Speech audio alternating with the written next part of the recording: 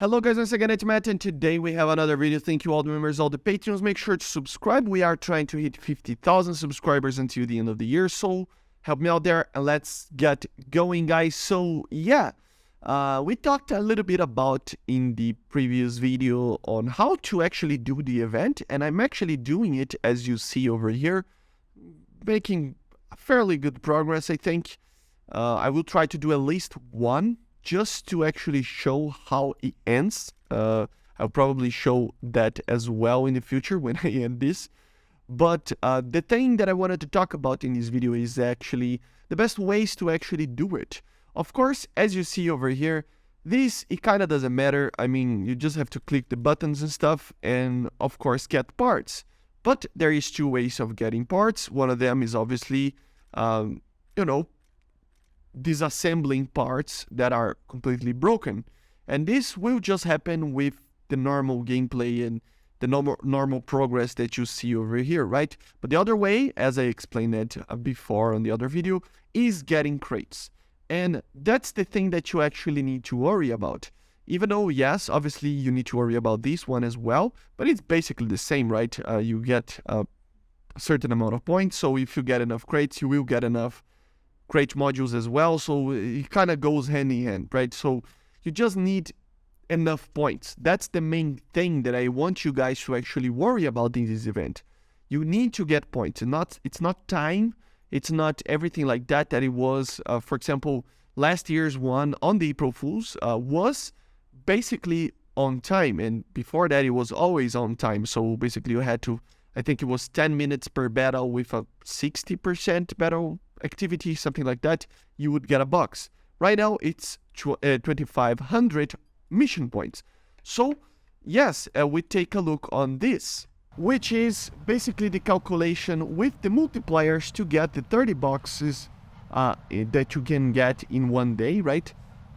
Basically flying and playing on some modes, and I wanted to analyze this while we see some background footage there. So with this, you can actually maximize what you want. So I have 2 points to make over here. What are the 2 best ways for you to actually get the most amount of points? I think, first of all, it is going to a mode that you don't have to do a lot of stuff and get a lot of points. What does that mean?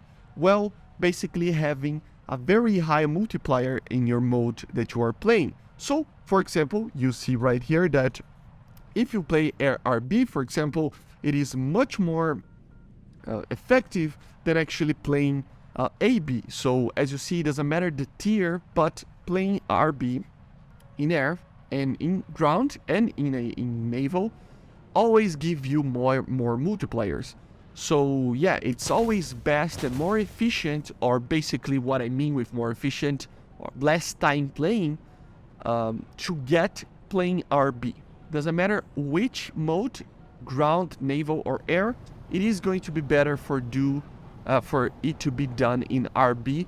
The only exception is obviously ground simulator, which is the only simulator mode that you can actually play, that it's going to be even more efficient than RB. And it's a very good, I mean, look at the tier 7 and 8 multipliers compared to the ground RB. It's 10,000 almost points less. So it's a lot less points, man. It's a lot. And 8,000 points would be sometimes even 4 battles, depending on the type of battle, or even more depending if you're not playing very well at this at a vehicle, right? So yes, it tends to be more efficient to do the harder mode, so RB and SP.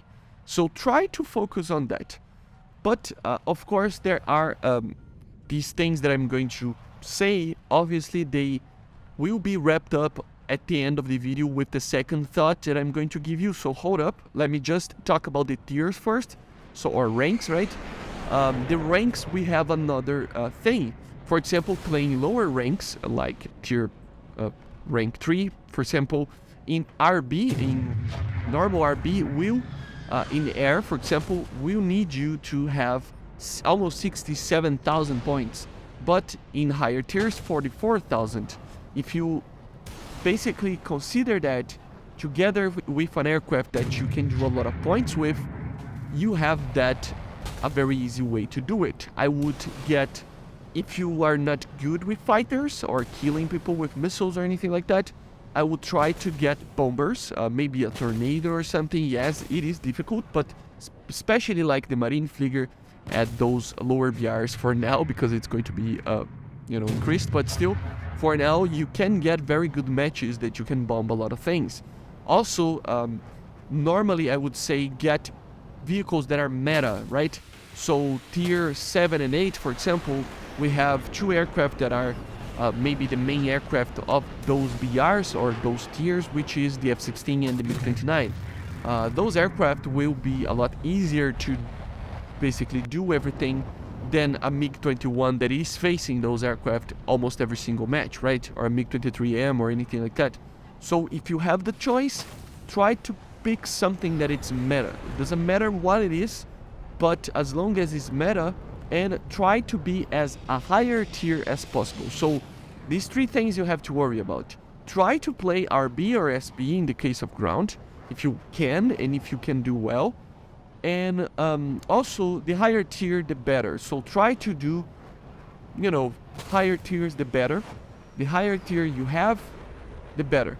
But also try to play something meta, something that it's easier to fly or drive. Don't be trying to, if you want this thing to actually be, as short as possible, this event for you, try to not care about grinding. I know a lot of people grind while they're doing that. I personally do that, but it will take a lot more time. You are picking vehicles that are stock, or you're picking vehicles that are not exactly meta, so you will end up having more time to be played because you are doing less points.